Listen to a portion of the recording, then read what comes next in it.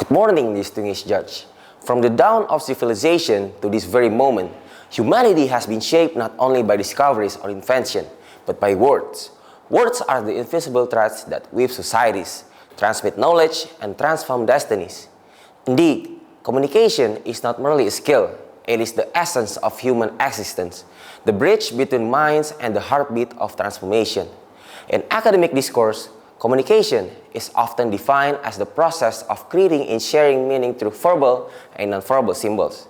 Yet, beyond its structural definition, communication is profoundly human. It is the act through which thoughts become understanding and understanding become action. According to the communication theorist Claude Shannon, communication involves a sender, a message, and a receiver.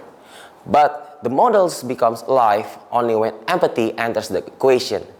When we speak not just to transmit information, but to touch life, communication is not a mechanical exchange, it's a moral and emotional encounter, a reflection of who we are and what we value.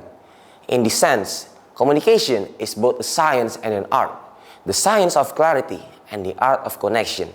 Throughout history, words have altered the course of nations and the conscience of humanity.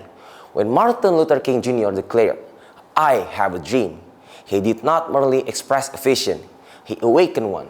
When Nelson Mandela spoke of forgiveness instead of revenge, he turned conflict into reconciliation.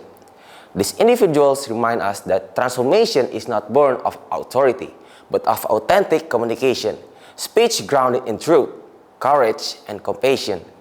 They remind us that words are catalysts of change. They can liberate the mind, empower the oppressed, and nurture collective hope.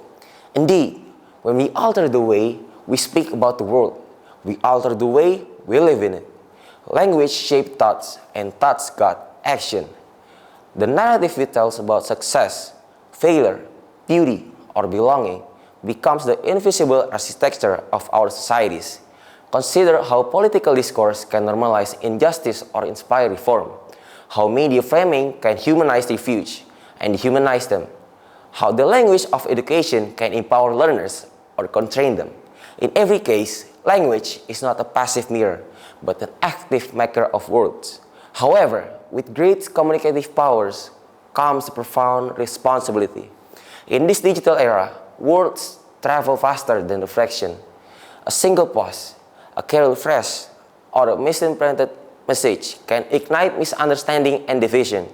Therefore, our challenge is not only to speak, but to speak wisely. The philosopher Socrates proposed a timeless principle known as triple filter test. Before speaking, ask, is it true? Is it kind? Is it necessary? These questions are not mere moral necessities.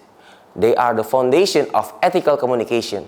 For truth without kindness becomes cruelty, and eloquence without integrity becomes manipulation. Our duty as communicators of the modern age is to cultivate verbal integrity, to ensure our words enlighten, not darken, to build dialogue, not discord. Responsible communication, then, is not about winning arguments, it is about creating understanding. Yet, power always comes with responsibility. Words can inspire, but they can also injure. We live in a time when misinformation spreads faster than truth, and when dialogue often gives way to division. Transformation, my friends, does not begin in policies or programs. It begins in conversation, in the quiet exchange between two hearts willing to listen. Communication transforms because it touches both intellect and emotion.